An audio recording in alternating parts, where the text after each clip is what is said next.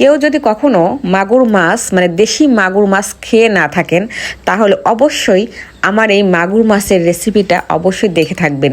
এই রান্নাটা দেখলে অন্তত আপনারা যে খান না তারপরেও দেখলে একটু হলেও খাওয়ার রুচি আসবে।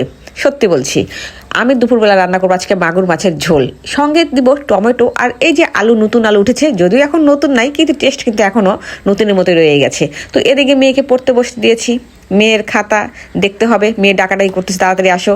আমরা মেয়েরা কিন্তু দশভুজা, আমরা 10 হাত দিয়ে কাজ করতে পারি। এদিকে মেয়েকে পড়াতে দিয়েই রান্নাঘরে ঢুকেছি।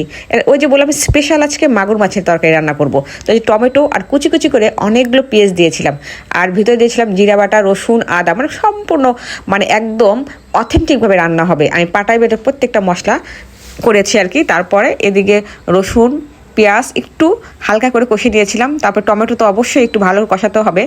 আর আমি মেনলি সরিষার তেল দিয়ে রান্না করি। এদিকে টমেটোটা বেশ যখন একটু নরম হয়ে আসতেছিলো তখন আমি লবণ দিয়েছিলাম। তারপরে আবার অনেকক্ষণ কষাতে কষাতে কষাতে কষাতে যখন মানে একদম টমেটো আলু মোলাম হয়ে গেল তখন কিন্তু আমি মানে জলটা অ্যাড করব। আর অনেক জল দেওয়া যাবে না, যেহেতু এটা দেশি মাগুর মাছ এমনিতেই নরম।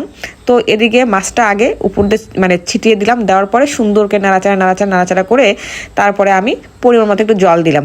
তো যাই হোক, জল দেওয়ার পালা শেষ। একটু হালকা গরম পানি দিলে একটু বেশি ভালো হতো। তো এদিকে গরম পানি না দিয়ে আমি ঠান্ডা পানি দিয়ে সুন্দর করে ঢেকে দিলাম।